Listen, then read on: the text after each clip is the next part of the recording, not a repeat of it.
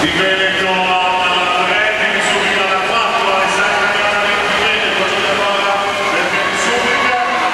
mentre si appresta a vincere in corsia 5, Ciclo Marti Veneto, Federica Pettini, che chiude in 53,84, al secondo posto del Subica, Giulia Bora 54,72, di Veneto, Alessandra arrivato a 56,13. Segnerà Ilaria Bianchi 55, 54, 66, Zara più dopo